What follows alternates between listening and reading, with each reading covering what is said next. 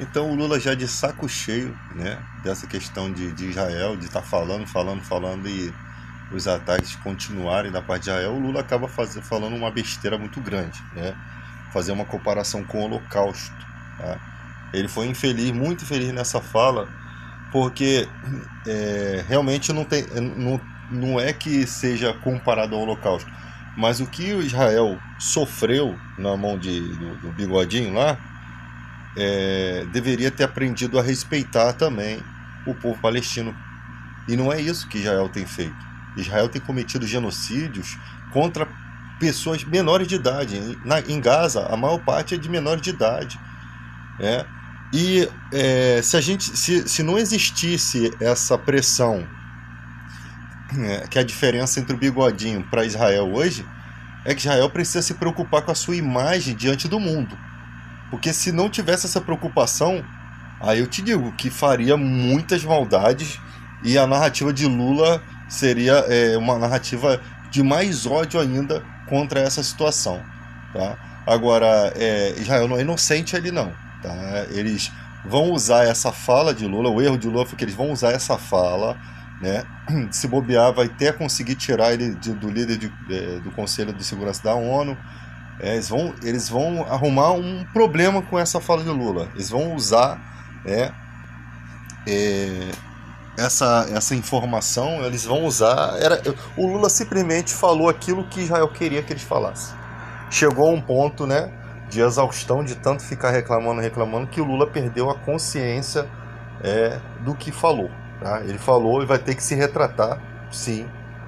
Ele vai ter que se retratar contra essa situação.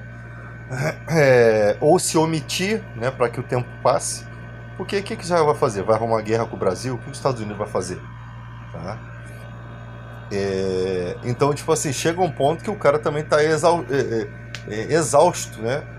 Vendo a situação, e o Lula é um cara que ele está sentindo realmente essa situação, como os brasileiros que percebem, que estudaram a história do povo árabe, do povo que reside ali na Palestina, que estudaram o fato, isso vem ocorrendo, esse massacre de Israel vem ocorrendo há muito tempo.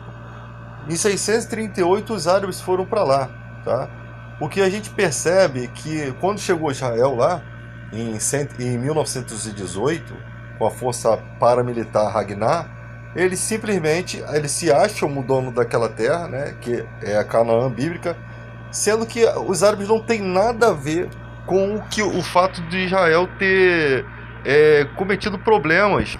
Os árabes não tinham nada a ver com o fato de Israel ter se voltado contra os romanos, contra o imperador Tito, contra o comandante Tito, contra o imperador Adriano em 135, terem sido expulsos de lá. Então quando eles retornam para retomar a terra. E chega lá, tem um povo árabe que tem ali já o Domo da Rocha, já tem a Mesquita de Al-Aqsa, já tem toda uma estrutura de uma outra religião.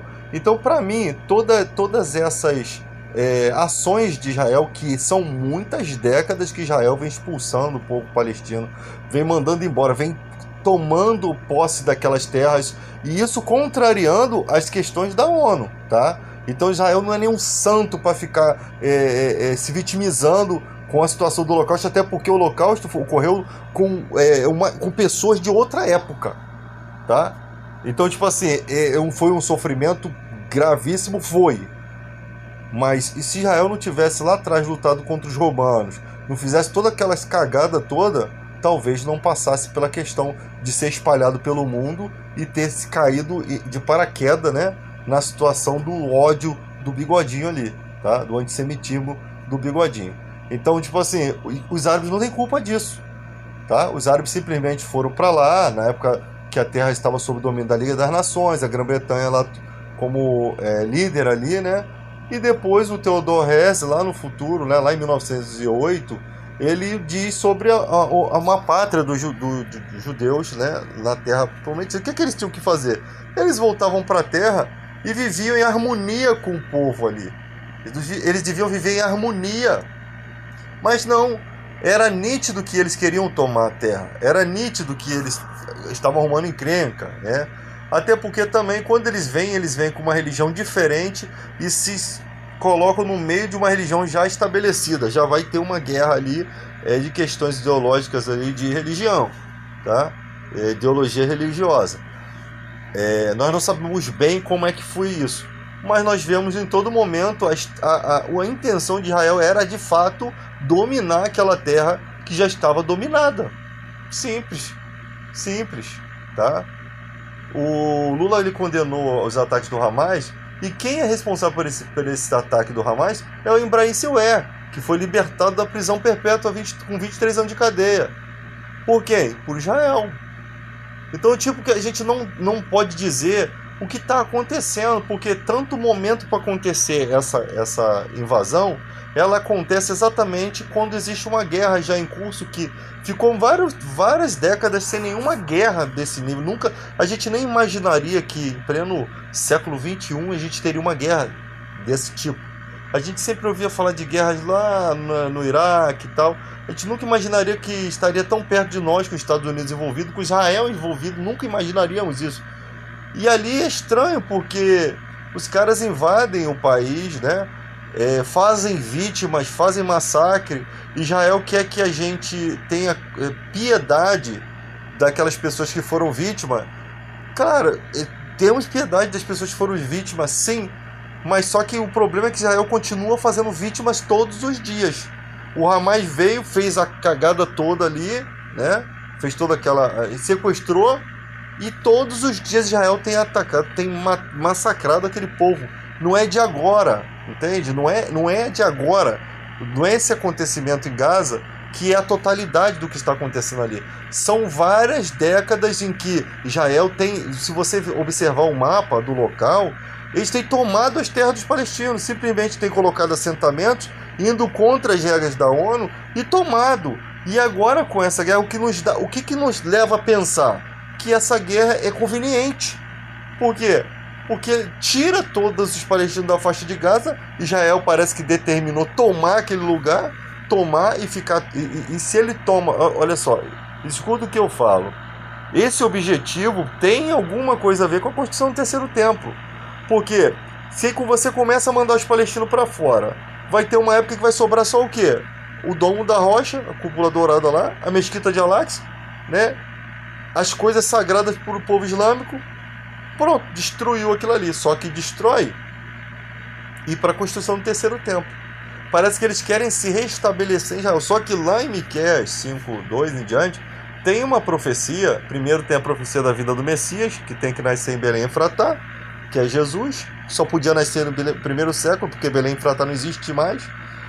Depois vem uma profecia que Deus entra em juízo contra Israel, pelo fato de Israel confiar mais no poder bélico deles. Tá? E essas maldades, você, olha só, como povo de Deus, você não pode cometer essas maldades, você não pode cometer essas atrocidades. O evangelho de Cristo é em paz que se semeia o fruto da justiça. É vergonhoso para uma nação que se diz santa, uma terra que se diz santa, esse massacre, esse acontecimento é vergonhoso. É vergonhoso, que é nítido. Se eles não tivessem isso daí, é porque a mídia internacional é americanizada e só nos transmite poucas coisas. Que lá, se a gente fosse pegar informação que a gente só vai saber disso lá no futuro, quando esse povo espalhado começar a contar a história, e eles sabem muito bem que isso vai demorar, né? A gente ter essa noção. Só que nós estamos na era digital e a gente percebe que de fato não tem como eles escapar tanto da história, né? Então eles não têm como fazer as coisas, esconder as suas garrinhas por trás, tá? Estão aliados aos Estados Unidos, que é um país que está sempre financiando guerras, arrumando encrenca. Arrumou a encrenca com a Ucrânia, né, com a Rússia, da Ucrânia com a Rússia, né, colocou a Ucrânia em encrenca. Pessoas perderam ali a sua... Imagina, você tem toda uma vizinhança, tem amigos, tem pessoas que viviam contigo há anos. Daqui a pouco toda a sua terra natal é destruída e você vai viver numa nação totalmente afastada disso. Os caras não pensam, não. Eles estão nem aí pro sentimento alheio, mano.